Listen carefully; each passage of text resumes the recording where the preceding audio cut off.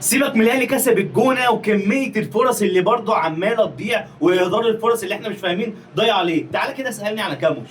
كاموش اللي بالنسبه لي كوميدي. ايه يا جدعان عمال اضحك انا بتفرج على الماتش قسما بالله نسيت كل حاجه وماسكني الضحك.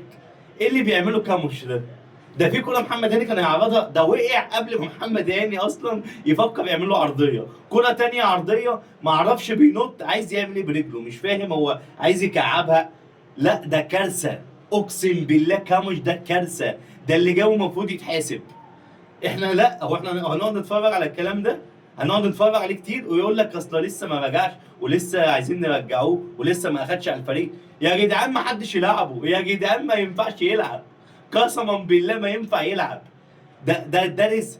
ده اللي جابه واسمه بقى صفقة أجنبية وبيلعب في النادي الأهلي. أقسم بالله ده رزق. قسما بالله ده رزق اللي واحد شبه ده بيلعب في النادي الأهلي. دي حاجة بقى سيبك منها. إمام عاشور طبعا هو عايز يعمل المستحيل عشان احنا نرضى عليه. جاب جون عالمي طبعا من اسيست من بن شرقي، جون جامد جدا وجون حلو جدا طبعا. كاموش يعني لو قعد سنين عمره ما يعرف يعمل الرأسية اللي امام عاشور عملها.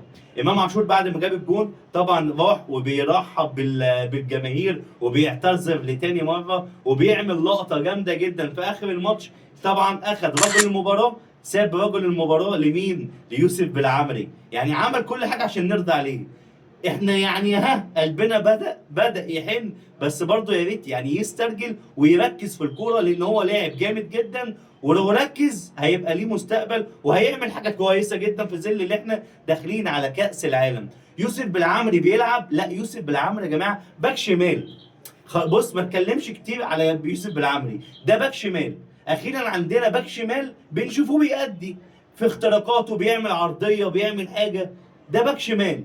يوسف بالعمري عمل مباراه كويسه جدا. الاهلي هيفضل لحد امتى في ضياع الفرص دي؟ اهدار الفرص اللي انا بشوفه ده لحد امتى؟ كور سهله جدا. اوتاكا انا بقول لكم انا يعني انا متفائل باوتاكا اللي هو يبقى نجم منتخب مصر بعد كده ان شاء الله. لاعب صغير ولاعب فيه كل الامكانيات ان يبقى مهاجم حلو جدا. هو طبعا تقول لي هو مش مهاجم، هو بيلعب جناح.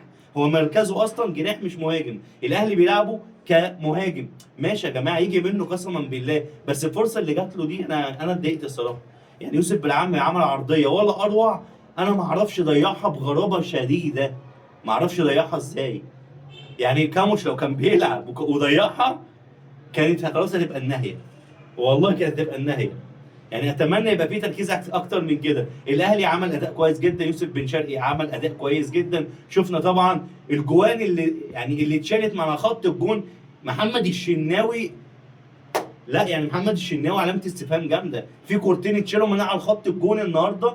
محمد الشناوي كان بيتفرج عليهم. دفاع الاهلي لازم يركز اكتر من كده. الهجمات المرتده بتبقى خطر علينا.